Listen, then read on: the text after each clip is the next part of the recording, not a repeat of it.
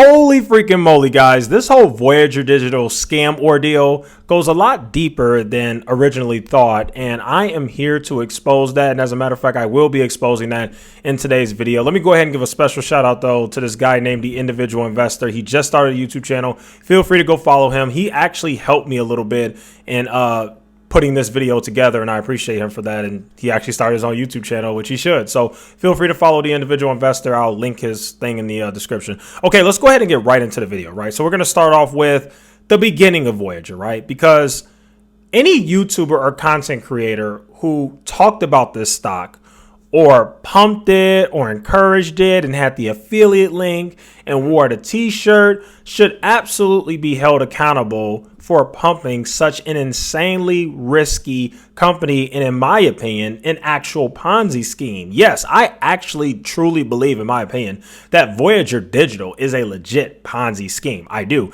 And in today's video, I'm going to go ahead and explain that. So let's go ahead and start off with the beginning, right? So it's extremely important to realize that if you look at the history of Voyager Digital and how they actually got listed on the Toronto Stock Exchange, you will realize that they should have never been legally listed as a public company in the first place. Now, the way that they were able to get listed as a public company was they actually used a loophole in order to do it, right? So let's go ahead and look up this history now. In 2019, Voyager Digital was able to get listed on the Toronto Stock Exchange and avoid a bunch of legal pushback thanks to a reverse merger with a shell company called UC Resources. Now, UC Resources is a mineral exploration company that stopped operations in 2015, right? Now, here's how this whole thing played out. Stephen Ehrlich, which is the CEO of Voyager, he used his LLC, SJE Consulting, in order to acquire UC Resources, the shell company. Now, let's break down what a reverse merger is, right? A reverse merger occurs when a privately held company acquires the majority shares in a publicly traded company, and both of them become one. They both merge and become one. They become combined. That is literally what happened here. And so in this case, here's what happened. Voyager Digital acquired UC Resources Limited, which is the shell company of the mineral exploration company that ceased operations in 2015. After this happened, UC Resources got renamed. Once they got acquired, they got renamed and they became Voyager Digital Limited.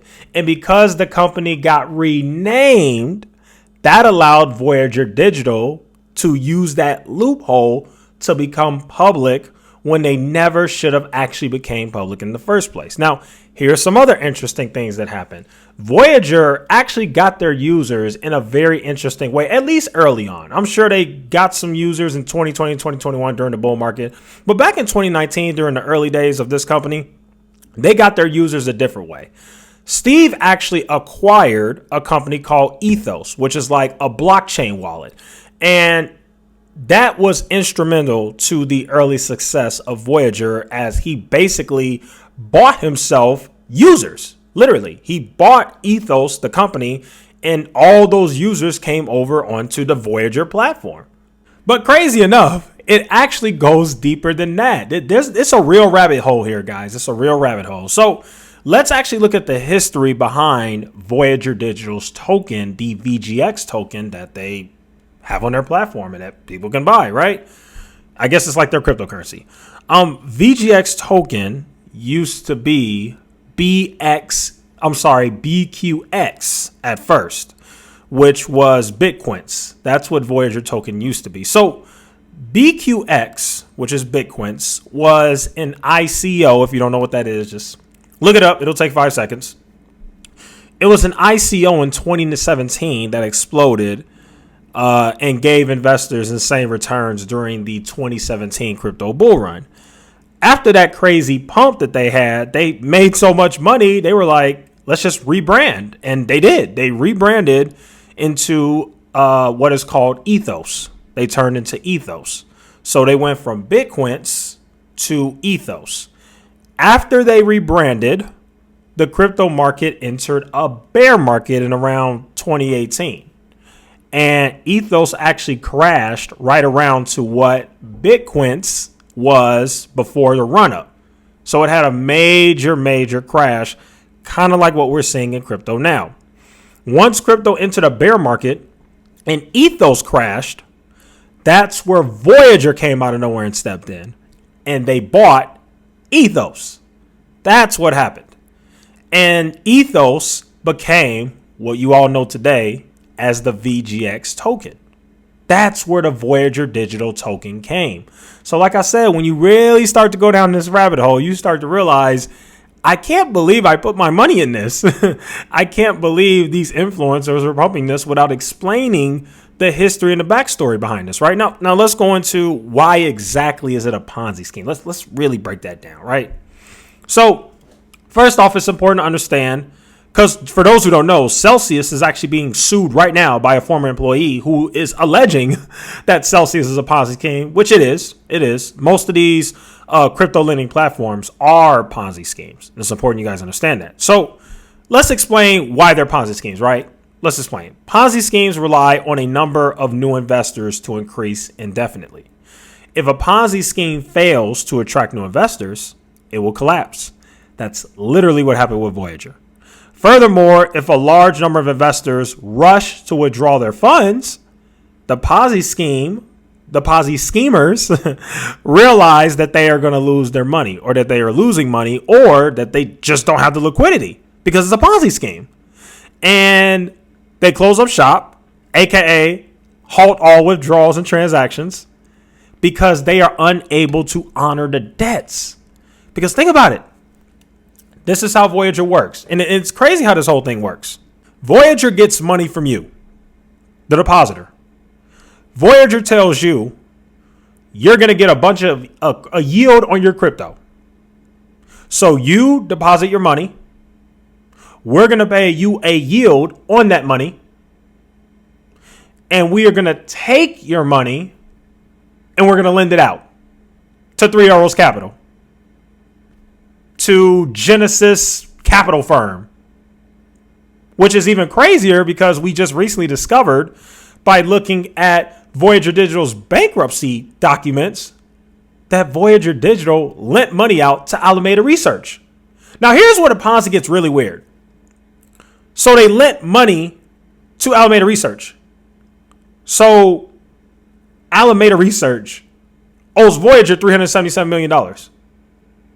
But Alameda Research is also essentially lending Voyager money, right?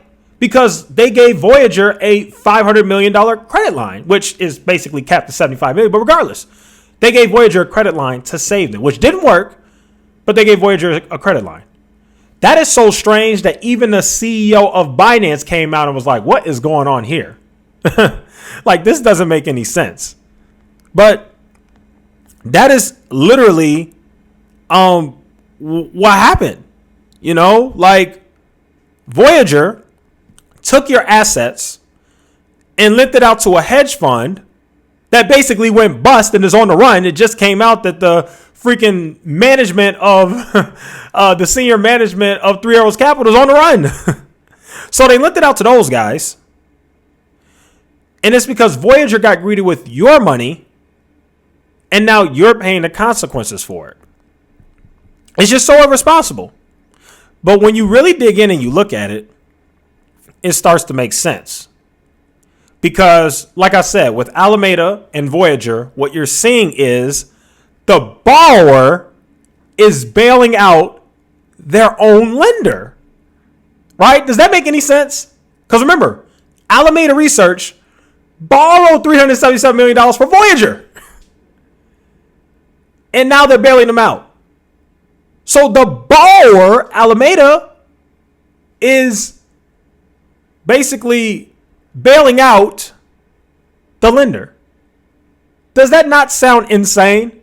Like, this stuff goes so deep. And I'm going to do this in parts too, because I next want to go ahead and talk about Three Arrows Capital and everything like that, because apparently, you know, Voyager gave Three Arrows Capital all this money, and then Three Arrows took that money and they started buying risky NFTs with it. That's what happened. And that's part of the reason why they're going through all that crap, because they took that money and they gambled it on NFTs. See, this is all a Ponzi scheme. All of it. Now it's all starting to make sense. All these crypto lending platforms are Ponzi schemes. Let me explain. And I know I explained, but let me just elaborate deeper so everybody understands. You lend Voyager money. I'm sorry, you don't lend Voyager money. You deposit your money into Voyager. They lend that money. They also take money from the interest that they lend, because they lended money, but there's an interest attached to it. So they get that money back. And so what they do with that money is they use that money to pay the interest on your coins. So when you're getting that yield on the different cryptos you're holding, they're getting that from other customers' deposits.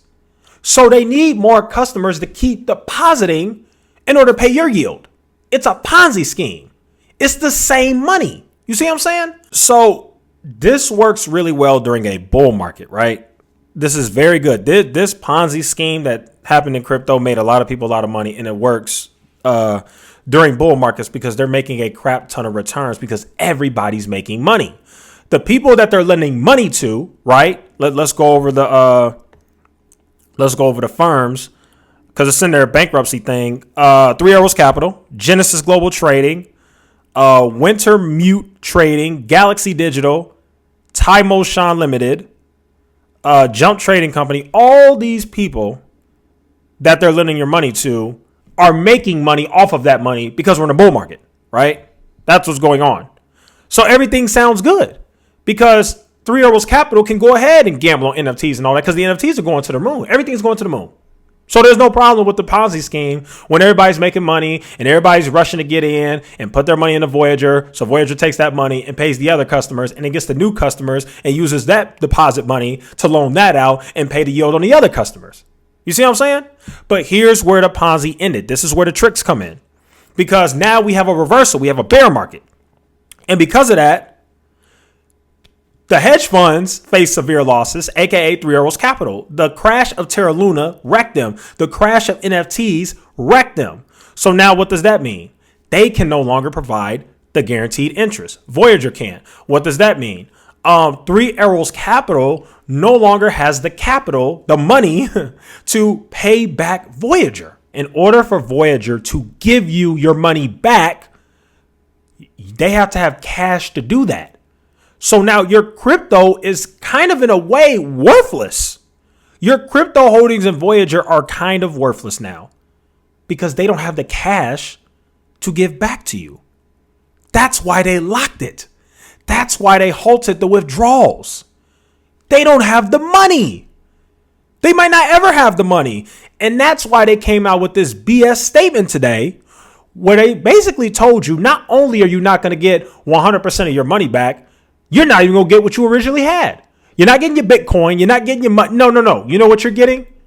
You're going to get Voyager Digital stock, which, by the way, is worthless.